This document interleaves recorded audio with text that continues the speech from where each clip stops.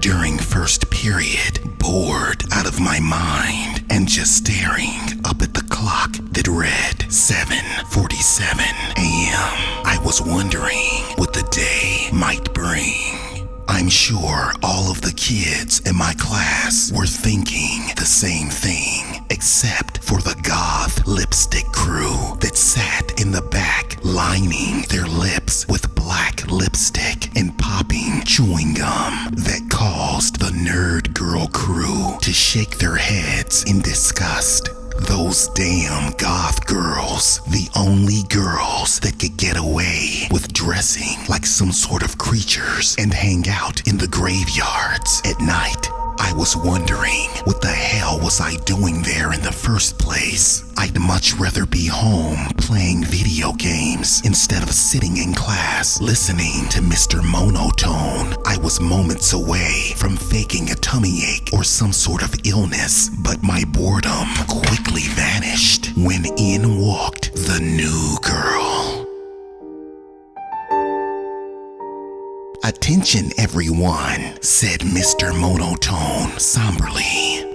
"I want you all to give Miss Slaughter, Mary Slaughter," said the new girl quietly. Her tone was just as uninteresting as Mr. Monotone's, but her looks, on the other hand, was pure 100% eye candy. But it was not a mutual agreement to the goth girl crew, who looked at her as if she had a dead animal wrapped around her neck. The room fell dead silent, as if all of a sudden it turned into a library. "Take your seat, Miss Slaughter," said Mr. Monotone as he pointed to the empty seat right next to me. I closely watched her as she strutted majestically to the empty seat, then sat down. There I sat, daydreaming about her, and before I knew it, class was dismissed as we headed to the lunchroom. I quickly grabbed my tray, then was on my way to join my friends outside at the table that was located underneath the large weeping willow. But then my eyes shifted toward the new girl sitting all by herself at the table near the pond. As I headed her way, Chad Smith thought it would be funny to trip me as I fell flat on my stomach. "Dicks," I said, narrowing my eyes at Chad. "If you weren't my best friend, I'd kick your stupid little ass. And stop trying to embarrass me in front of the new girl," I said. "The new girl," said Heather Wowski, who had been Chad's off and on girlfriend since the 4th grade. "More like the weird girl. She's not weird, she's just, well, different," I said, defending her. I think David Baker has a crush on the weird girl," said Heather under her breath. Honestly, I think the only reason Heather was acting that way was because since 3rd grade, she had always had a small crush on me.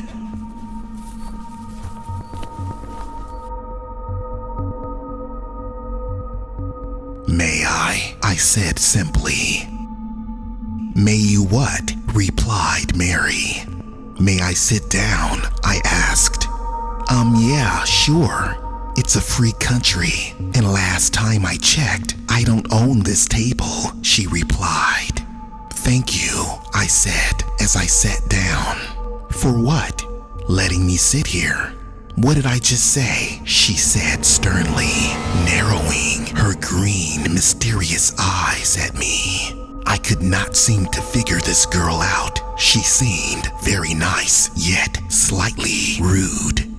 "My name is David Baker," I said, reaching out to shake her hand, but she quickly rejected my offer. "I know who you are," she replied. "Really? How?" I asked. She then unfolded the school newspaper and pointed to the president of student council photo of me. I was one of the most popular kids at our school, president of student council.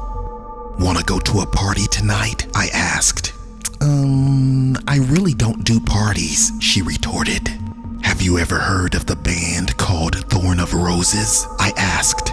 "Who hasn't?" she replied. "Well, they will be performing at this party tonight, and I'd love for you to go with me.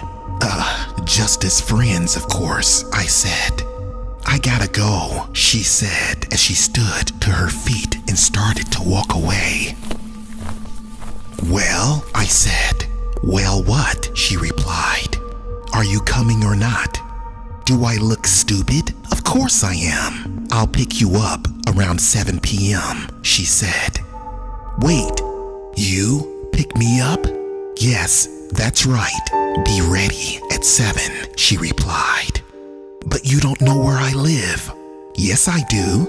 See you tonight, lover boy," she said, blowing me a kiss. Then off she went. This girl was smart, strange, scary, yet beautiful.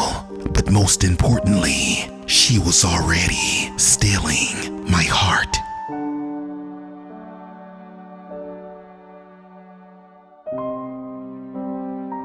There I sat on the front porch waiting for Mary to pick me up.